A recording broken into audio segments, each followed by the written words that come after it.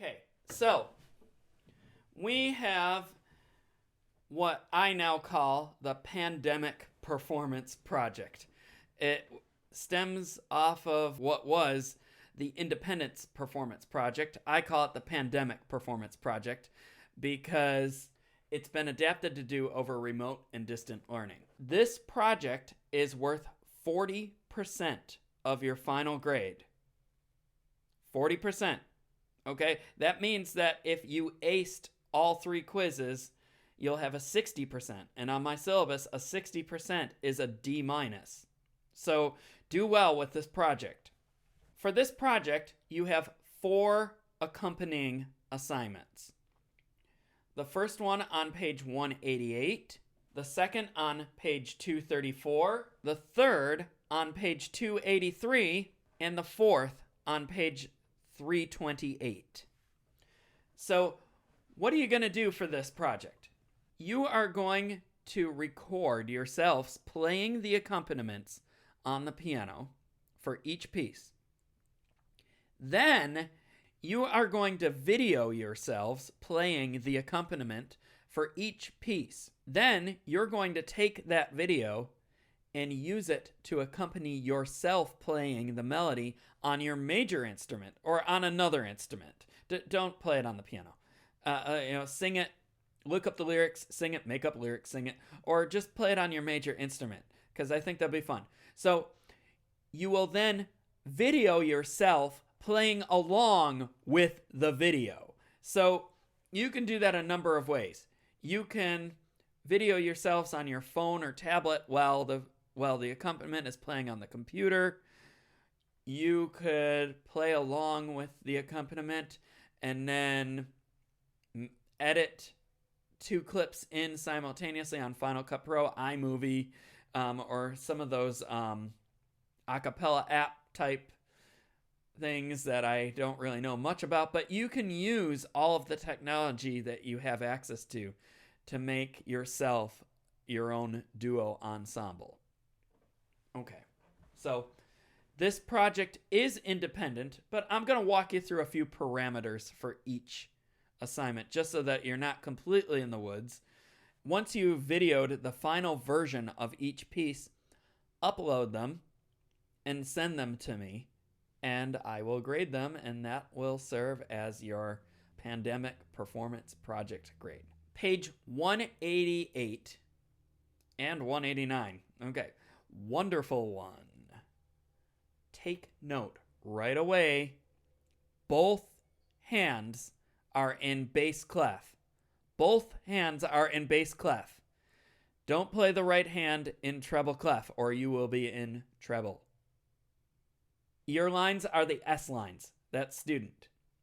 The T line, teacher, can easily be done by you on your major instrument. That's the melody. Right at the very beginning, I'll put this on the screen here.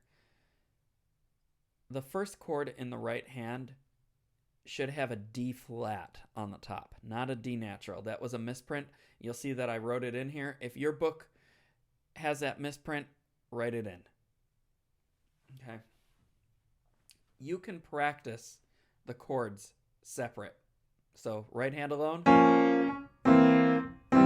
And I would try to get this in a context that has no rests, just quick transitions.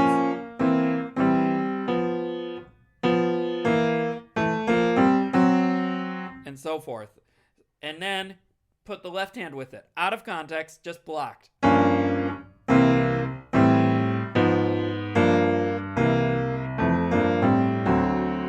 And get it so that you can be fluid. Maybe not that quick, but fluid without taking breaks.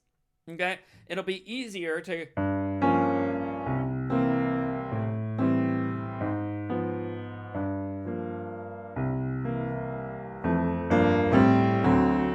And use pedal as you see fit with the harmony changes. Okay? That's all I'm going to give you on this. I will play you my rendition of it.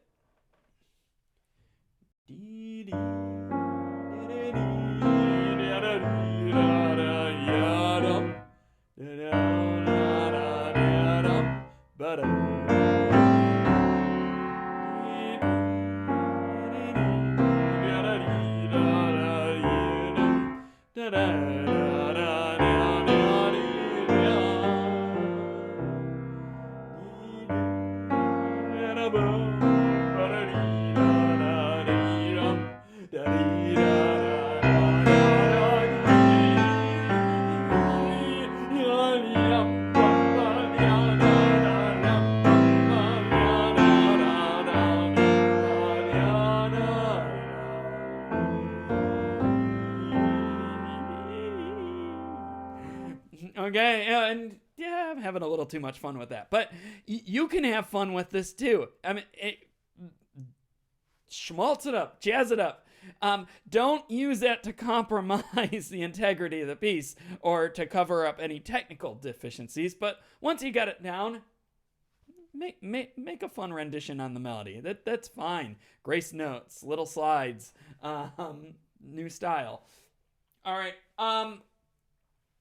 One thing that you should probably do before recording the accompaniment, make sure that you know how the melody goes on your major instrument. There's nothing like accompanying death, is what I call it, where you make the track and then try to fit the melody to it. Know how it all fits together first. Okay, practice that. Page 234. Again, the two student lines that you play in this piece are in bass clef. Bass clef. Be careful, you don't want to end up in treble.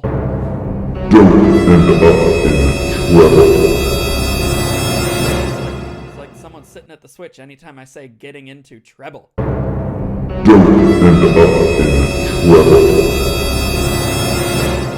So you want to work this out, and block chording is the way to go first. Look at the right hand here. You have a C inverted chord. 2 measures later, D7. And then, 2 in 1 measure.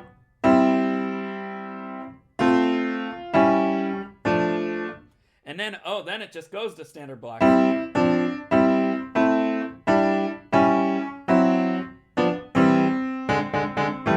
And then you work out the left hand.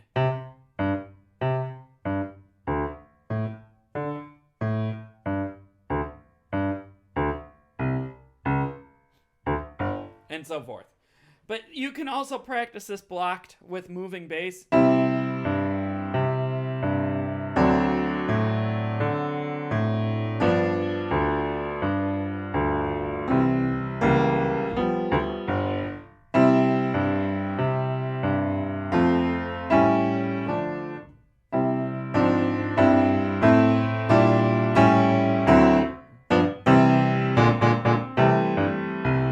And so forth. You can do all the back and forth practice that we've done with all of these pieces throughout the semester.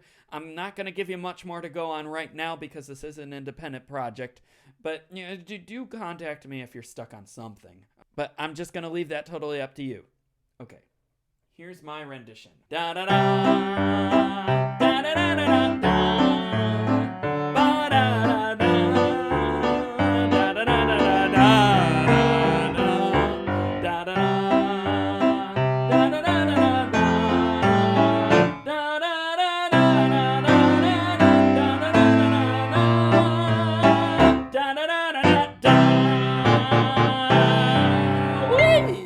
Okay, something like that.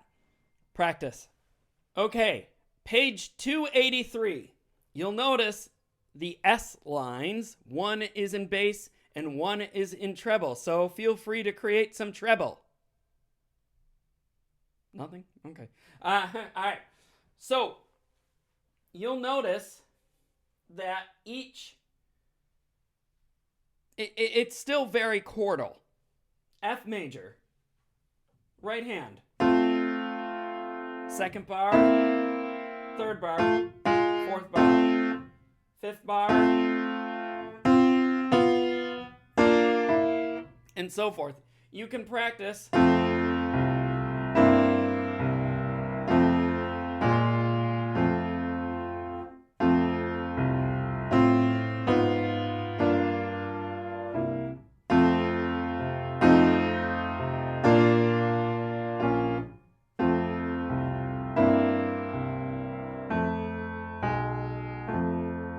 Watch that ending. B